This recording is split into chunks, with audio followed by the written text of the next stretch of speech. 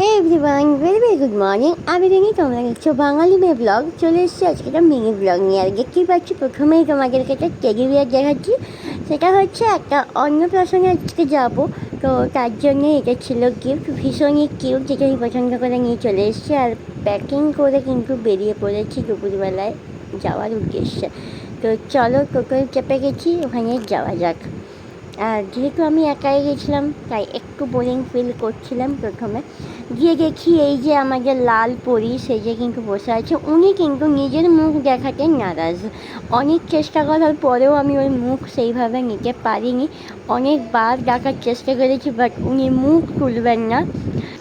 তো তারপরে এখানে হচ্ছিল কেক কাটিং পর্ব। ওকে মেনলি ভাত খাওয়ানোর আগেই কেক কাটিয়েছিল, জানি না কেন, আমি ব্যাপারটা ঠিক বুঝতে পারিনি।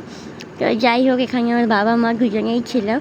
আর এই মেয়েটা হচ্ছে, এটা হচ্ছে যার অন্নপ্রাশন, তার মা হচ্ছে আমার স্কুল ফ্রেন্ড নিশি। ওকে আমি অনেক আগের থেকে চিনি, বাট ওইভাবে যোগাযোগ ওর সাথে আমার ছিল না। তো মেনলি ওকে আমি সাজাতে গেছিলাম, সেখান থেকেই আমার নিমন্ত্রণ। আর এই যে ওর বাবা ওকে কেক খাওয়াচ্ছিল। আর কেক খাওয়ার জন্য জাস্ট দেখো কেমনভাবে উঠে পড়া লেগেছে।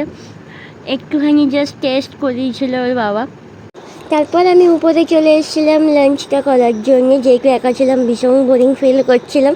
আর মেনুতে কী কী ছিল সেটা আমরা পরের কোনো ভিডিওতে দেখতে পাবে। লাস্টে আইসক্রিম আর পানটা হাতে করে নিয়েই বাড়ির উদ্দেশ্যে রওনা দিয়েছি। বাড়িতে এসে দেখি এনারা তিনজন আমার জন্য অপেক্ষা করছে।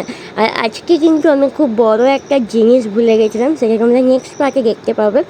তো চলো, এখনকার মতন ভিডিওটা এখানে এন্ড করছি। টাটা।